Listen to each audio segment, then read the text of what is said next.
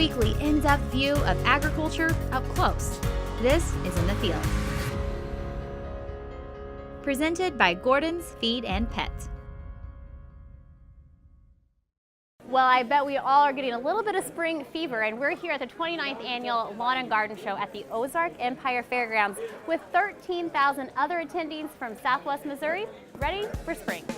So Vicki, you are this year's coordinator for the Lawn and Garden Show, and yes. I know that this planning starts months and months. So take us back to the beginning stages of what we now see here this weekend. Well, we sent contracts out way back in the fall, and so we've got a lot of new vendors this year that we've put back in Center Hall. We've filled up both halls. We've got people in every corner we could tuck somebody. We've got people this year.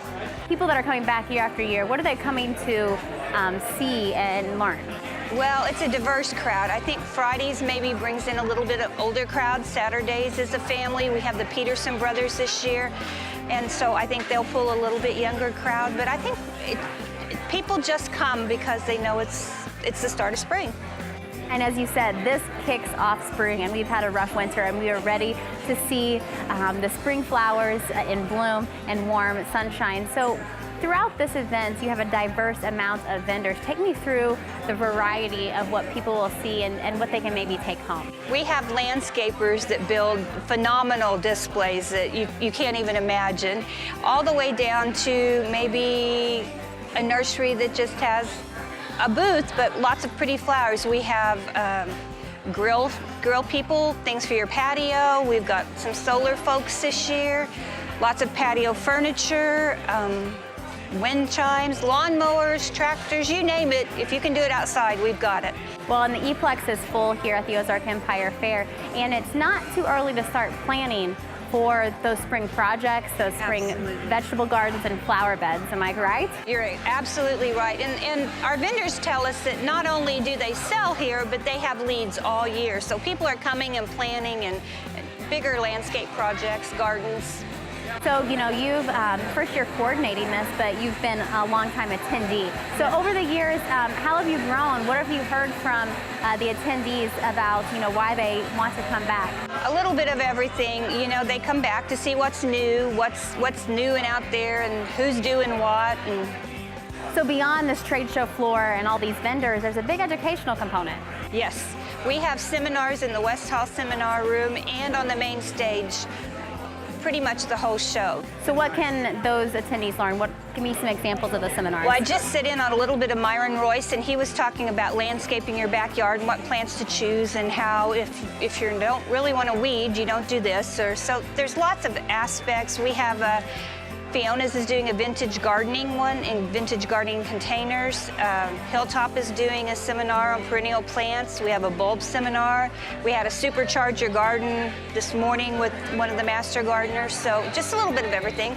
And I understand that for the first year, this year, you've had an FFA floriculture contest, so you got students all over the grounds. Yes, this was our first year to do it, so it's kind of a trial, but we've had several schools that brought FFA kids, and we set up the different plants. We had over 60 plants for them to identify, so we're going to grow on that next year. So the nearly 13,000 attendees that come through this 3-day event, what do you want them to walk away home? Oh, well, I want them to buy something so my vendors will be happy, but I just want them to know, you know, that they can come and learn about new things and what's new. And well, you know, nearly 30 years of an event, people coming back from year to year. So let's talk about those vendors. What do people come to see? I think they come to see the new and what's new, what's best, but they also come because this starts spring for a lot of people. They know when lawn and garden starts, spring's around the corner, and it's been a rough winter. I know we have one vendor. Ozark Fence has been here all 29 years. So Jill, we just spoke with Vicki, who kind of coordinates this event this year, and she said you guys have been here for every single lawn and garden show. Wow. We have. We've been in this very booth space since year one. You know, our company's been around for 63 years, and so my grandfather started the business, and he was the first one, he was the one that had the booth here first. Well, what a cool, true legacy. Ozark Fence is truly serving the Ozarks, Southwest Missouri. You're serving your neighbors. So take me through your customer base that you get to see and kind of put a face to the name here at an event like this. Sure. You know, the neat thing about being around for quite a while is you start doing business with generations. Wow. So my grandfather did business with the grandfather, my dad did business with the father, and now I'm doing business with the son or grandson. And so you get to have some really neat conversations with all three generations that come through depending on, and it's funny, you know, depending on the day, you typically see different types of generations. That's right. So, but yeah, that's my favorite part, is just seeing different segments of the community all through the weekend. You provide multiple types of fences for different types of customers.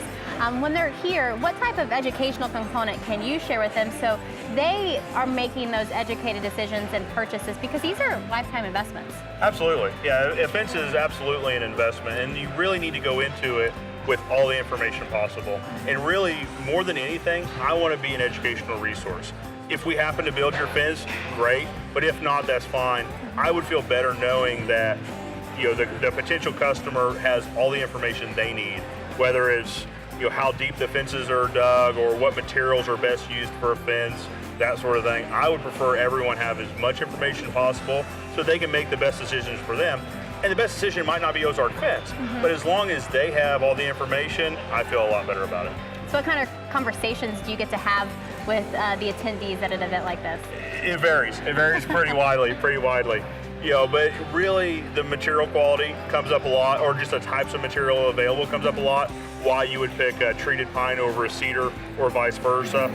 We do steel posts rather than wood, and so that conversation comes up a lot. Why you would choose one over the other. So material comes up quite a lot.